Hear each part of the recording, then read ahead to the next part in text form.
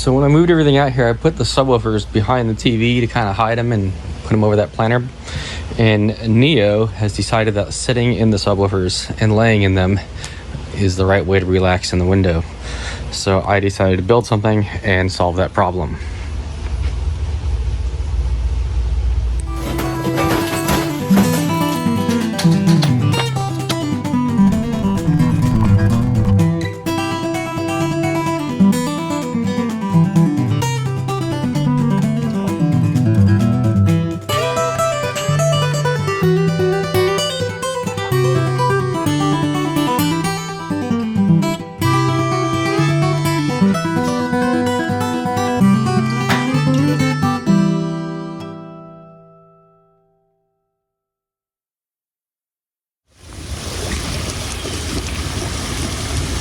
I think I'm gonna call this a success. I mean, it's not ideal, but it seems to be working pretty well. The water's not slowing down much, which I don't actually know, but I think that's a good sign. I do need to dig out the stuff here, but I think overall I'm gonna call it a win. Well, it's the way things go around here. It's been raining, and I created a leak right here off the corner of it, and it bounces down, it hits here. It's gonna make my tool all rusty, and it drips onto the floor, and it's been raining hard, and there's actually standing water down there. So that's my next thing to fix, I guess. I think this will be okay. It's not getting wet, but yeah, standing water down there. Don't think the cat's gonna find any mice in that water.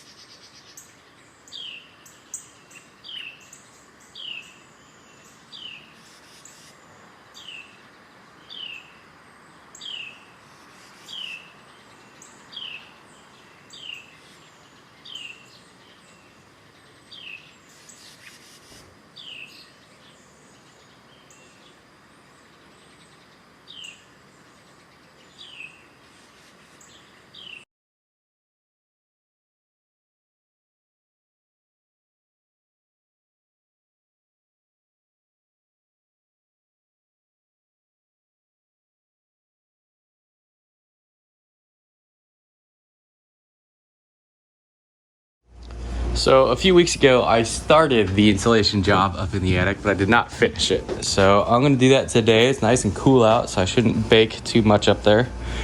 And it shouldn't take too long to finish it. Mostly just, I gotta cut some more of that out. I gotta measure the other side so I get the right length of those. But it should go fairly smooth today.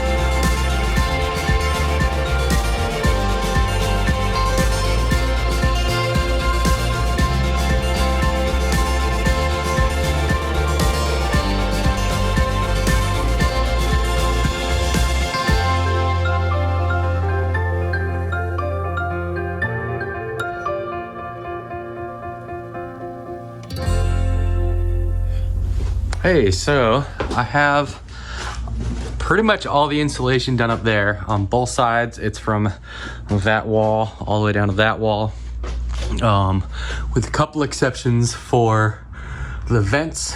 I just kind of went up near them, and then it was kind of a pain to staple some of those up there. And in this area, we know there's a roof leak here, so I don't want to put any insulation there. We know there's a roof leak there, so same thing, and I just kind of avoided both sides. And basically that stuff, that section down there was mostly just leftovers from the other rolls. I didn't want to cut open a new roll just to do a few sections here. We got all the way down here. This one bay, this end one, is actually slightly wider than the others, so I need to stick a piece of 1x in there so I have something to staple to. But other than that, it's in there. But it's doing well. It's a little bit, it's about the same temperature it was yesterday, but it's about 10 degrees cooler in this room. That's my, I think that's what I was just reading off the top of my head. A little over a week ago, I added this little DIY temperature sensor, and I'll show you a little bit more about that in this video.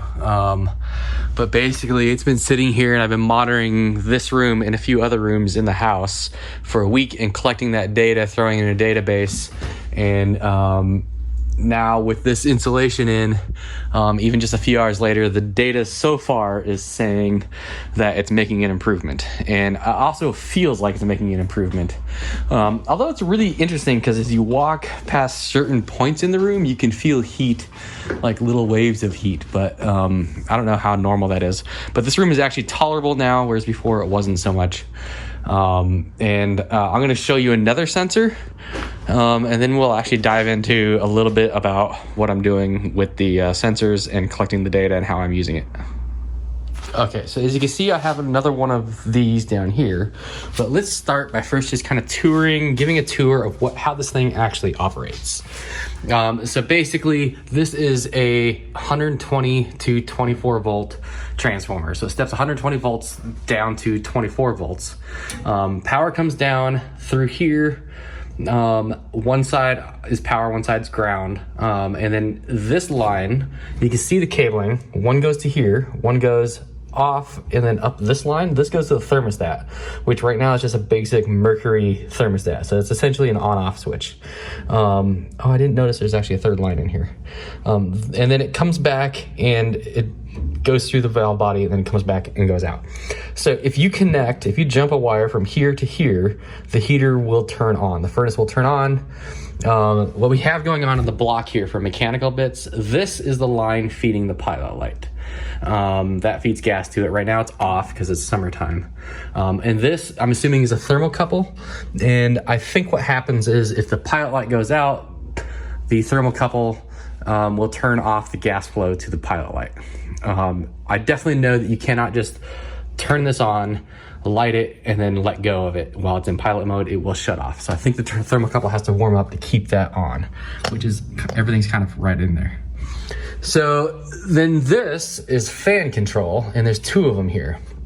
The top one is unlabeled, and it has these two thermocouples running up into the exhaust of this. The top one is unlabeled, and this is for the heat cycle. So basically, this turns on, starts warming things up, and then this turns on the fan, which then blows that hot air through the house. This one is labeled summertime, and if we turn it down,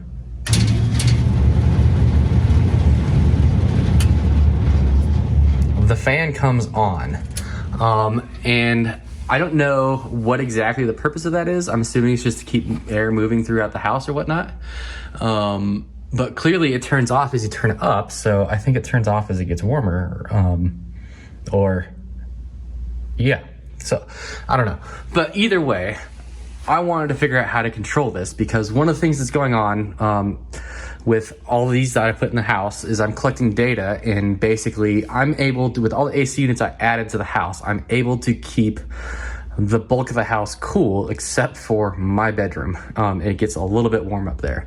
So I figured by using the furnace, I could collect that cool, because a lot of these rooms have return airs back to here. I could collect that cool air from other parts of the house and funnel it up to my bedroom, basically even out the temperature in the whole house. And after using this fan control, I've been able to verify that that works. It doesn't raise the rest of the house much in temperature, maybe 1 or 2 degrees, and everything's able to keep up after that. But it does bring my room down significantly, which is great news. So I wanted to have control over that though, versus just turning this on. So I used outputs from this little computer to control these 2 relays. Right now, only one is in use, this one. If you jump a wire from this point to this point, the fan will turn on. So that's all this relay is doing, is it's making that connection when the server tells it to. I will move this over to here come wintertime or before wintertime, so that basically I can turn this into a smart thermostat, and I can get rid of the mercury one. I don't have to deal with the cloud stuff. I don't have to buy a $180 thermostat. This is $20 in parts right here. And this, because if I leave all this hooked up as it is, it will still function 100% normally. So when the heat comes on, the fan will still kick on just like normal. I don't have to figure out how to control that with the server. But I can control the rest of it, and I can even average temperatures from rooms and use that as a trigger versus just having a single point on a wall. So let's go take a look at the server side of things and see what I got set up there. It's actually not as complicated as it sounds. All right, so this is the tour of the setup. I want to start by saying you don't need most of this to do what I'm doing. This is just fun stuff for me, so that's kind of why I do this. But basically what this is a hypervisor. It's a computer that runs a whole bunch of other computers in a virtual state. And some of those is actual virtual machines, and then others are containers, which are a much lighter way of running other computers. So let's take a look at what I'm running. We got Pi-hole, that's an ad blocker. We have Homebridge, that's used for passing HomeKit stuff over to Home Assistant. Samba, that's a file server. Radar, that's for finding movies online to download. Sonar is for finding TV shows online to download. Transmission right here actually does the downloading of those movies and TV shows. After they're downloaded, I want them all in a consistent file format. So TDAR server here grabs those files and it passes them over to these 2 TDAR nodes, which basically convert the files to formats they need to be using Handbrake. And then from there, I grab them with the Mac Mini and I toss them into iTunes and do my management stuff there.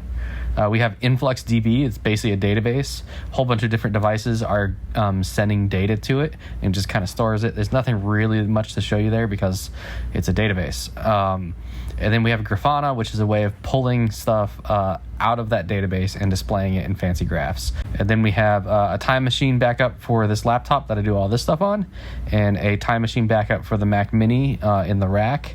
And last thing is a backup of the RAID array that is plugged into that Mac Mini. And then we have one single virtual machine running, which is the Home Assistant, which this Home Assistant is where a lot of the stuff is happening that I'm going to show you.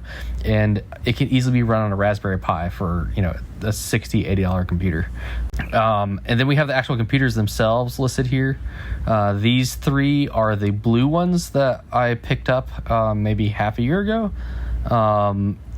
The DAC ones, they're made by Daktronics up in South Dakota, and the 1 and 2 are the 2 side-by-side ones, and then 3 and 4 are the bigger ones that do all the Handbrake stuff. And then storage, it's a mess how it lists storage, so I'm not going to go through that. But basically, all this runs my home network and stuff like that, and these are all basically Linux computers right here, and it's not a problem. It takes a minute or 2 to spin one up, try something, and if I don't like it, delete it and move on with life. I also have Proxmox backup server running on a completely separate computer, and this backs up all of those virtual machines. But let's hop over to Home Assistant. So this is the interface for Home Assistant. This, as you can see, it has some historical data here, but not a lot. And it only goes back like 7 days, I think, and then it loses the data, whereas the InfluxDB, I can keep it forever or put time limits on it, years, days, months, whatever. But this is what I'm using for here. This one tracks servers if they're up or down. A few of these are tracking people in the house as they come and go, although I've lost track of who has what phone here. This one I'm just monitoring my bedroom versus outside. And this lists all the different various temperature sensors in the house, and then humidity, air pressure, air quality. Here we have the thermostat we've built. I built for running that. Right now it's based in the cooling mode. It's basically turning the fan on, and it's monitoring my bedroom for temperature. Once it drops another degree or so, it'll turn off. Here we can see switches for it. So when I hook up the heater side of it, I can turn that on or off. The other thing about this thermostat is really cool is it's actually a dual mode. So unlike most traditional thermostats, you don't have to tell it that it's in heating mode or cooling mode, which in the spring and fall around here is fantastic. You just set a window with these sliders, and so if I do this, as soon as it gets below 68, it'll turn on the heat. If it gets above 70, it turns on the AC. That's fantastic. I don't know why more thermostats don't do stuff like that.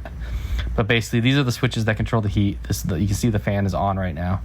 I added a trash light to the kitchen that turns on every Thursday and turns off when you tell an Alexa that you took the trash out. And basically, that's for everybody in the house remembering to drag the trash out to the street. Then we have motion sensors in the house. And basically, if there's motion, it turns on lights, and you can see when the last motion was. I haven't been in my closet in 12 hours. Then we have lights, the various lights that are just on in the house. So the living room's on right now, yada yada. All the outside lights are actually set to turn on just before sunset and to turn off just after sunrise. Basic temperature, you can see how long it takes me to get to work or home. Got weather info here. We have battery levels of various devices in the house. We have what's going on Apple TV here and Apple TV here. And then we have Pi-hole stats, the ad blocker stats.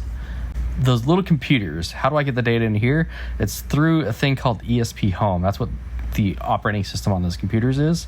And basically, we'll see them here. They're going to show up red, and they're going to, there we go, green. So each one has a location. And basically, when you get these, you set up a thing here and you build a little platform or you build a little file.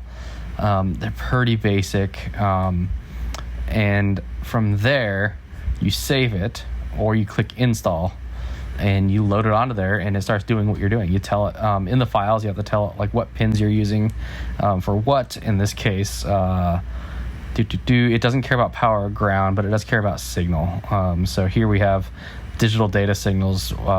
This one's the clock, and this one's the actual data, I believe. And then obviously you have to plug into the right spot on the board.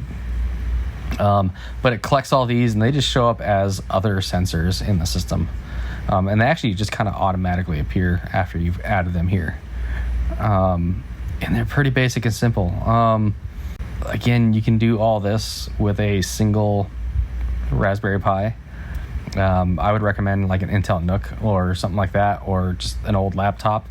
Old laptops are great because they have batteries built into them. Basically, they have their own UPS built into them. So that's a tour of the system. All this software is free. I haven't paid a dime for any of it. The ESP boards, ESP home boards were like 5 of them for something cheap. They weren't crazy expensive. The temperature sensors weren't crazy expensive. The relay board was like $5 for 2 of them, $10 for 2 of them, something like that. Not a lot, just little parts laying around. I do need to replace the wiring on that to proper wiring instead of that speaker wire.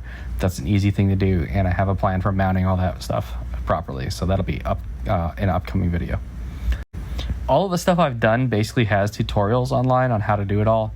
A lot of YouTube people show you how to do everything. So I don't think I'm going to do any videos showing all the step-by-steps. I might if enough people ask, but there are a few things that are tricky and weird and took a lot of searching to figure out how to do them. Those ones I might do videos on, or I might throw up some blog posts or something on. They're just weird things that aren't easy to find online. I don't know why. So yeah, tell me what you think. I think this will pretty much wrap up this video. So thanks for watching, and I'll see you in a couple weeks. Sunday morning, it's raining, so I don't know how much work I'm going to get done outside today. Probably not a lot, but after the brush trimmer died, I picked up a weed eater, and I've been kind of going at this. So it's all chopped down now. I just need to rake it up and dump it along the fence line with the rest of the stuff. Kind of worked on this a little bit. This 2x4 was kind of buried underneath there. There's a small pile that's the old death beam. I'd originally just thrown it on top of the logs that were sitting around. Looks like I left some tools outside. I got all the way through here, so I just kind of need to rake this up and then hit it with the weed eater again. Some of this is growing back fast. So I'm thinking maybe just a general vegetation killer, and then when stuff starts growing again, do something with some grass or something. But got most of that cleared out. There's a small hole over here. I'm not gonna go walk through the mud, but there's a small hole right here. That's that crack I need to fix, so that's exposed again. I just need to chop down that and then hit everything on the fence line and the stuff on the other side of the fence line with the weed eater. This whole pile I need to drag back, and you can see I need to get all that, but basically dirt runs off and pools right here when it's raining.